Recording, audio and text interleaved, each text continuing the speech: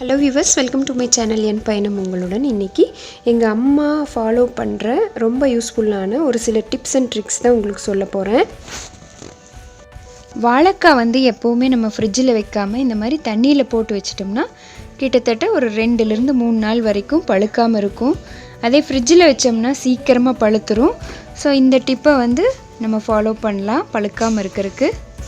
அதே மாதிரி பீன்ஸ், கொத்தவரங்காய், கேரட் இந்த மாதிரி வெஜிடபிள்ஸையும் நம்ம நிறைய நாளுக்கு ஸ்டோர் பண்ண முடியும்.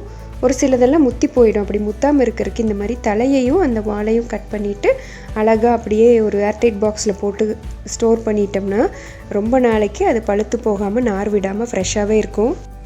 கேரட்டும் அதே மாதிரி பீல் பண்ணி ஹெட்டையும் டெய்லியும் கட் பண்ணிவிட்டு இந்த மாதிரி பாக்ஸில் போட்டு ரொம்ப நாள் நம்ம ஸ்டோர் பண்ணி வைக்கலாம்.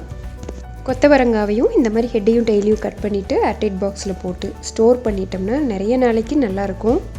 அடுத்த டிப் பெட்டை எப்போவுமே மார்னிங் எந்திரிச்சு நம்ம கரெக்ட் பண்ணிவிட்டு கையை விட்டு இந்த பெட்ஷீட்டை உள்ளே விடுறதை விட இந்த மாதிரி ஒரு ஸ்டீல் ஸ்கேலோ கண்ணாடி ஸ்கேலோ வச்சு அழகாக நம்ம இப்படி மடித்து விட்டுக்கலாம். ரொம்ப நீட்டாக இருக்கும். நம்ம ரொம்ப சிரமப்படாமல் ஈஸியாக அதை நீட் பண்ணிட முடியும். கையை வச்சு நம்ம அப்படியே உள்ளே மடித்து விடுறதை விட இந்த மாதிரி ஸ்கேல் வச்சு உள்ளே மடித்து விடும்போது ரொம்ப டைட்டாக ரொம்ப நேரத்துக்கு அப்படியே குழந்தைங்க ஏறி குதித்தாலும் கலையாமல் இருக்கும். பார்க்கறதுக்கு ரொம்பவே நீட்டாக இருக்கும்.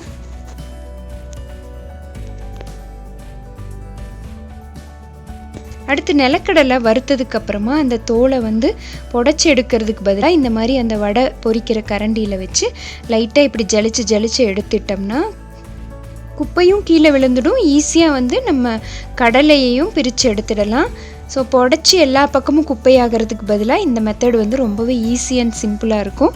கண்டிப்பாக இந்த டிப்ஸ் எல்லாம் நீங்களும் ஃபாலோ பண்ணி பாருங்கள்.